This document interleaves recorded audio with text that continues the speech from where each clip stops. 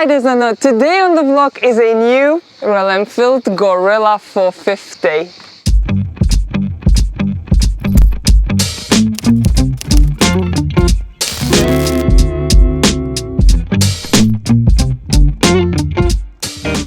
You know guys that I love 400s, 600s, 300s, that range of bikes, and you know that I'm a big fan of Roadsters. So I'm very grateful for the opportunity to be one of the first in the world to ride a new Guerrilla 450 on the roads that are absolutely perfect for it. Today we're covering everything. A busy traffic in Barcelona, a beautiful mountain twisties, a little bit of a motorway, a little bit of a straight roads. So every single road that you could possibly want to ride, we will be riding today.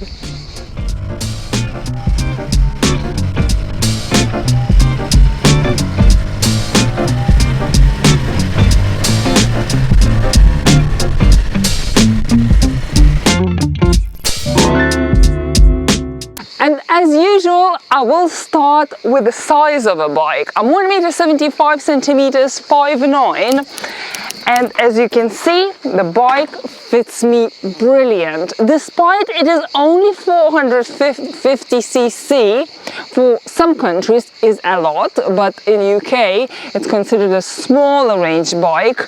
It doesn't feel small.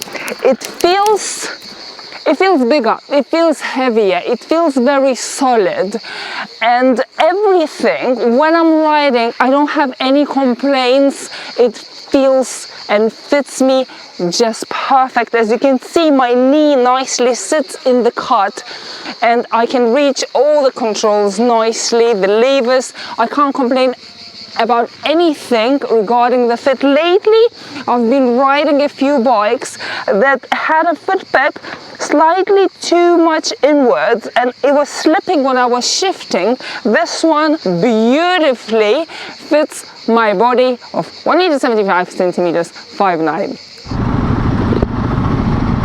Neutral is very easy to find. Everything is so easy to control. The clutch and the brake lever are not heavy, very lightweight. At the same time, everything feels pretty firm and nicely made.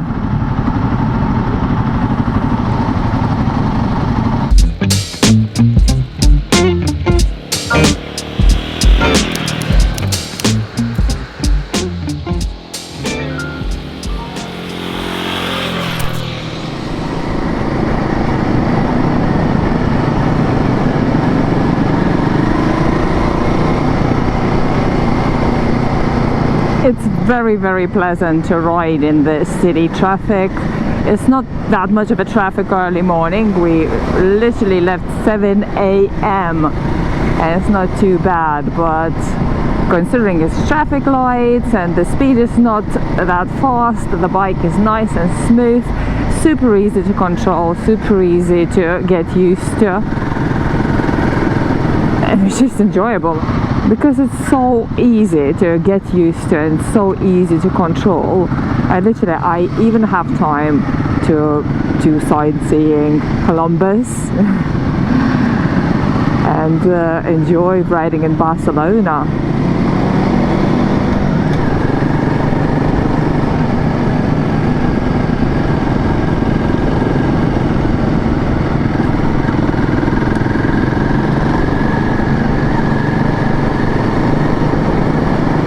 Everything is so nice and smooth so far. We will see how it is outside the city, but for commuting or city riding, it's just brilliant.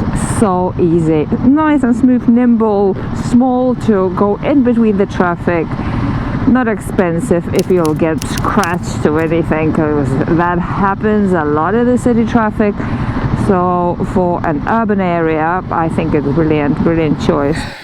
If you will ask me where I enjoyed so far riding a new Guerrilla the most, obviously the twisty mountain roads, because in my opinion that's where every bike belongs, and that's where you enjoy riding every single motorcycle the most. But it was equally pleasant to ride in the city of Barcelona. Luckily in the morning, early in the morning, we didn't have that much traffic. And the bike is so nice throughout all range. That was a surprise for me, because some other single cylinder 400s that I rode was a little bit too twitchy in the first and second gear, and it wasn't that pleasant. This one is very smooth, and riding in the city, that is very important. That just gives you that comfort and that ease to move in the traffic.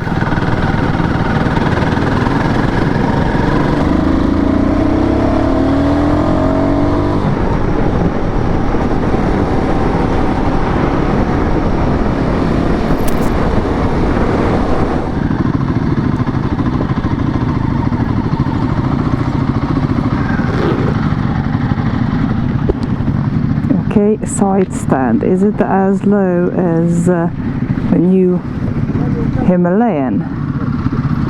It is on the lower side. Looks alright.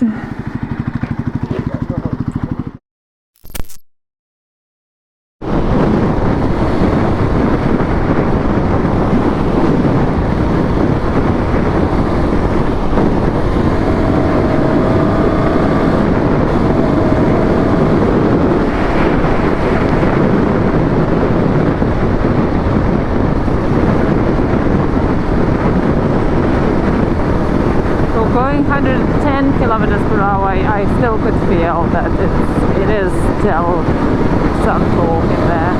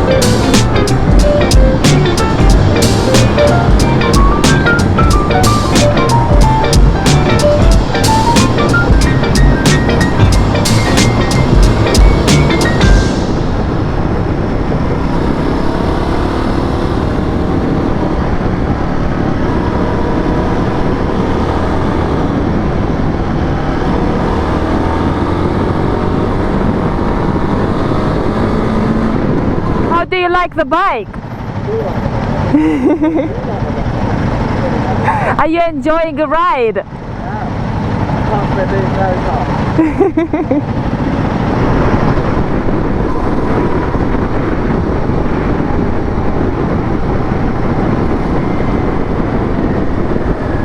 A lot of people comparing this with Himalayan, and some off-road riders especially, they would choose Himalayan over this. I prefer this most definitely because I like the style of it more, and also riding as well. Somebody said that they prefer Himalayan because it's a softer suspension, and this one is slightly harder. I prefer this harder suspension, maybe because majority of the bikes I'm riding has harder suspension. I feel better in it. Overall, riding twisty roads that I never rode before, bike is so forgiving. And when you have a lorry in the middle of a road, or the bend is tighter than you thought it will be, it's so easy to control, and it's so easy to get away from the situations. I would say that is an absolutely perfect beginner's bike, or somebody who's coming back for riding, or somebody who just wants some easy riding and don't think about anything. But at the same time, when you actually push it, it's so much fun.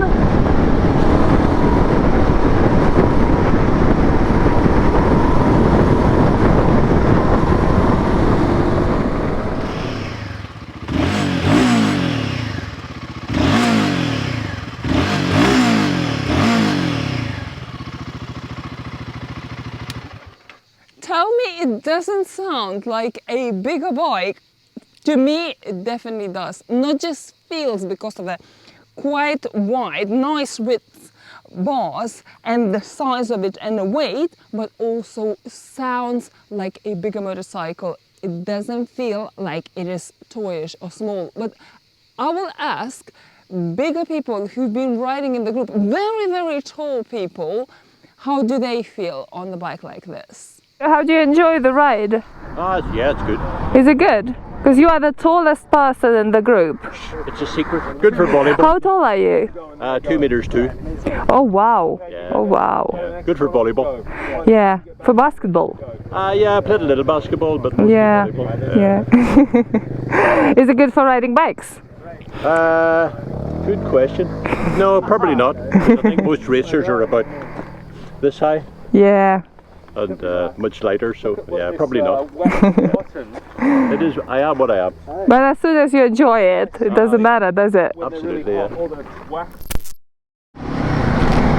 Now, riding in the heat, I want to answer a question that people from a very hot country is asking about the heat from the engine. I can't feel any excess heat from the engine. All the heat that I could feel is from the lovely Spanish sun that we don't have in the UK. So if you are worried about that, definitely don't feel anything more than what usually smaller bikes expose.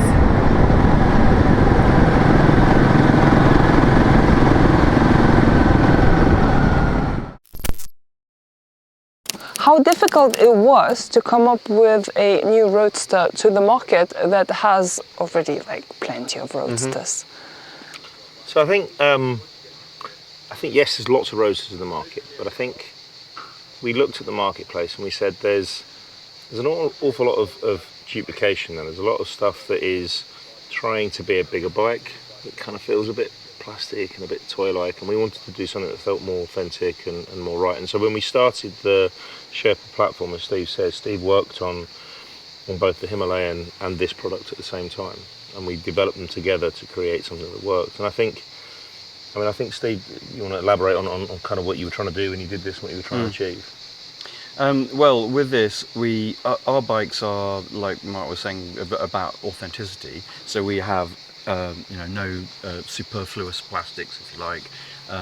What you see is what you get, a proper metal tank, which is actually hard and expensive for us to do. But we feel that it's something that our customers really appreciate.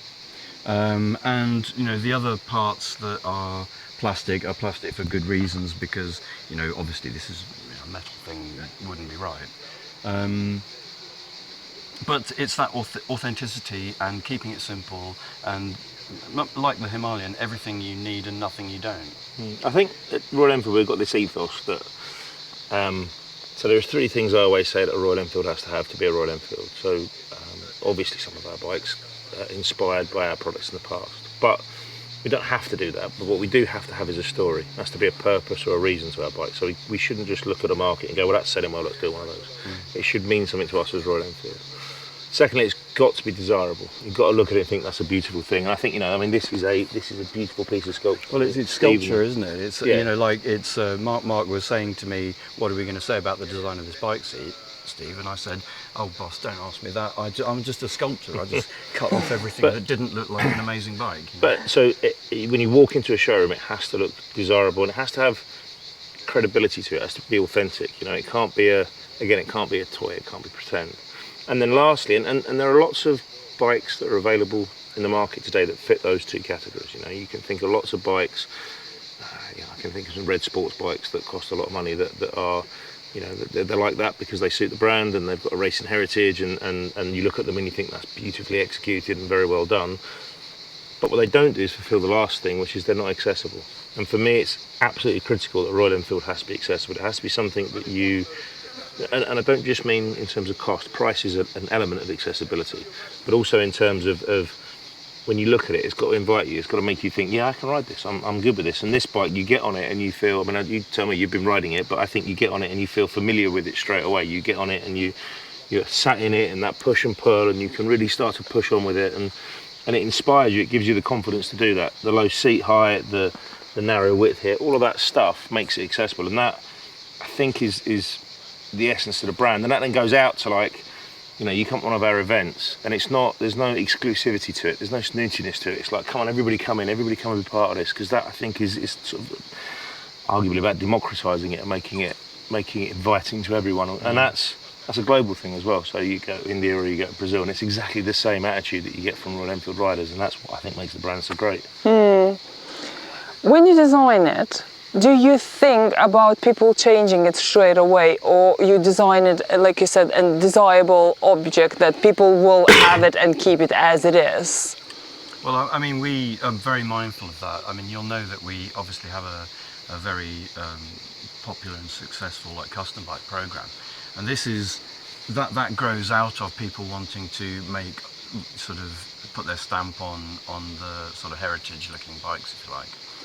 But motorcyclists always want to customise their bike. We totally recognise that, and we design it we design it such that it is easier to do, let's say. Well, and also we've got a really, really good full range of accessories for these products. So when we start the development of the bikes, we work with our GMA team, our Genuine Motorcycle Accessories team, and they design a bunch of different products for this. So for this, we've got things like radiator guards, we've got a high bench seat you can get that kind of gives it more of a sort of an off-roady, flat trackery feel.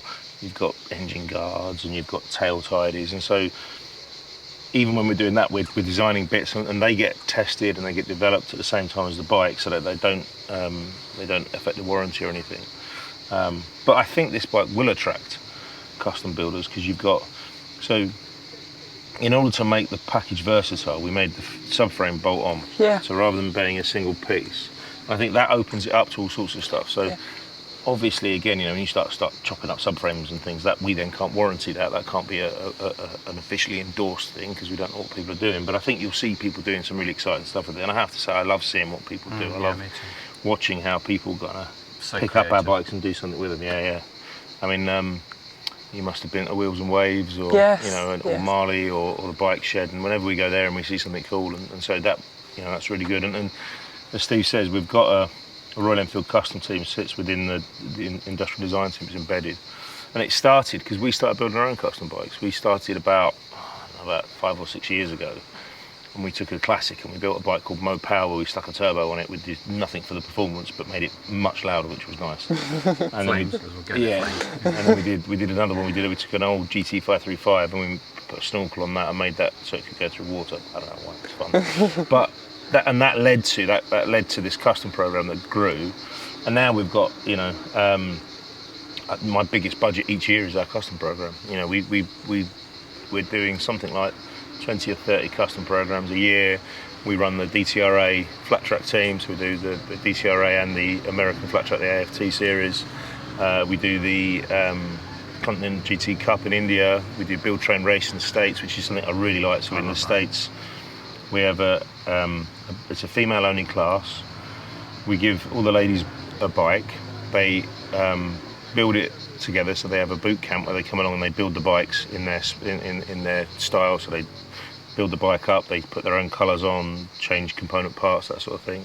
And they do like a 4-day training camp where they ride with Freddie Spencer, the racer, and then they compete over a number of rounds over the year, and they do that for 2 years. Wow. And it's just such a great thing, and some of them have gone on and got, you know, moved on further in racing after that, and it's been their first step on the platform. And I love that. Again, it's that whole, you know, we're not a brand that's going to go and try and win MotoGP, but we are a brand that's going to say, come and have a go on track, you can, it's fun. And that, I think, is what it's all about. That's part of the accessibility as well, isn't it? You know, Absolutely. It's like a sort of not such huge barriers to entry.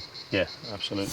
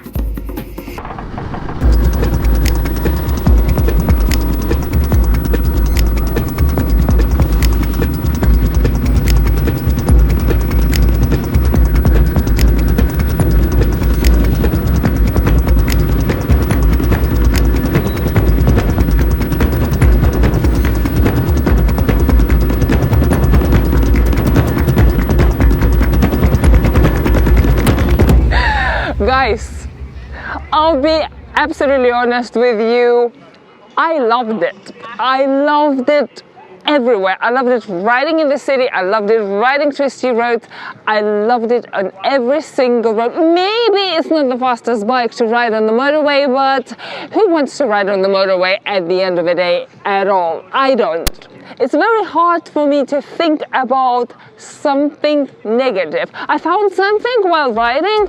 I thought this was a little bit offset, but it turns out it was only on my bike and it was fixable just by unscrewing a couple of screws and just making it even and nice, so it wasn't playing with my OCD anymore. Apart from that, I couldn't find something that I could say that for the price that you pay is not more that you get. And I think that's a brilliant bike, whether you're a beginner or an experienced rider. I think you would enjoy it. You should try. That's it for today, guys. Thanks for watching, and I'll see you in the next one.